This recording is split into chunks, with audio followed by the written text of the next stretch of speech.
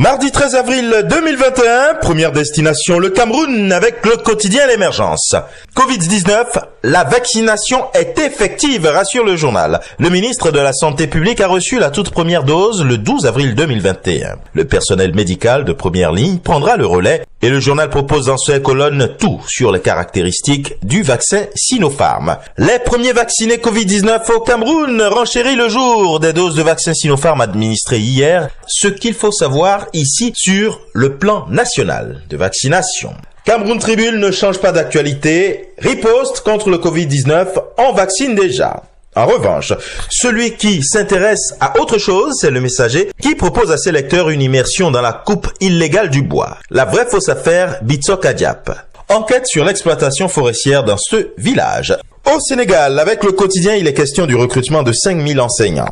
L'équation du profil, les siens pour un recrutement de qualité et la COSIDEP qui estime qu'il faut accorder la priorité aux diplômés. Visite du chef de l'État à Bruxelles, la BEI va soutenir les nouvelles initiatives. Pour critique, nouvelle offensive de la majorité, le troisième mandat à coup de fric.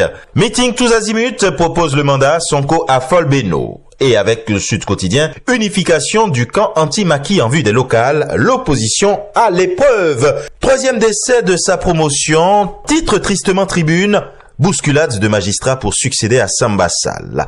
En Côte d'Ivoire maintenant, le Patriote dit qu'acquitté par la CPI, Gbagbo ferait face à un retour compliqué. Et le journal d'énumérer les 3 gros problèmes qui l'attendent en Côte d'Ivoire. Développement de la Côte d'Ivoire, avec Fraternité Matin, la France réaffirme son engagement à accompagner le gouvernement. Et le sursaut de proposer, comme pour revenir sur la précédente actualité qu'a quitté le 31 mars dernier, des révélations sur les hommes, les réseaux et les stratégies politiques de Laurent Gbagbo ainsi que ses rapports avec Guillaume Soro. Le quotidien d'Abidjan, dans sa livraison du jour écrit, situation sociopolitique, ce que Gbagbo dit de son assassinat manqué. Attaque gratuite hier dans les journaux proches du RHDP, le nouveau réveil estime que Bédié donnerait l'insomnie à Ouattara. Et au Bénin, la plupart des titres reviennent sur les élections présidentielles du 11 avril dernier. La Nation propose les grandes leçons à retenir de ce scrutin. Présidentiel du 11 avril pour Fraternité, tout est fin prêt pour la proclamation des résultats provisoires à la Commission électorale nationale autonome. Et pour le matinal déclaration sur l'observation du scrutin du 11 avril,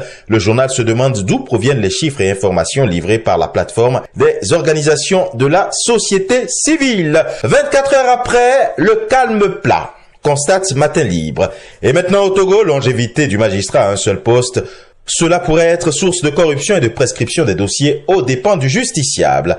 Lit-on en manchette de Liberté. Au Gabon, formation professionnelle, le boom pour l'Union. Avec l'ouverture en attendant d'autres du Centre international multisectoriel de formation et d'enseignement professionnel de Nkok, ainsi que la réhabilitation en cours d'autres établissements, l'offre de formation dans ce domaine devrait passer du simple à plus du triple, selon une annonce faite dans un entretien à l'Union par la ministre Madeleine Baird, qui évoque également les questions liées à l'emploi des jeunes et à l'adéquation formation-emploi. Et enfin, du côté du royaume chérifien, le matin, il a dit que le chef du gouvernement appelle les citoyens à ne pas baisser la garde face à une situation difficile, inquiétante et critique. Et ce sera tout pour aujourd'hui. Mais encore, prudence, vigilance et surtout, n'oubliez pas les gestes barrières. À demain.